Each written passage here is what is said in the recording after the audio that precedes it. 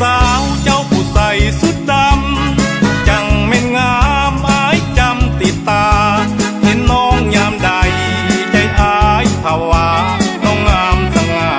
อายเองจนหลงมักอาจหอยทรายที่ป่องไม้น้องนาง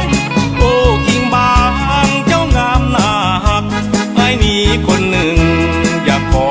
สมัครอยากเป็นคนฮักเคียงคู่น้องสุดดำน้องผู้โสภาจงเลี้ยวมาพี่แดง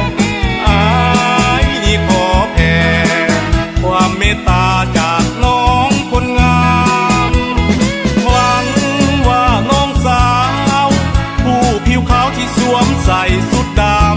ำคงจะปอใจดำใจดำคือสุดแต่งกายหากน้องยังบ่มีภัยใจ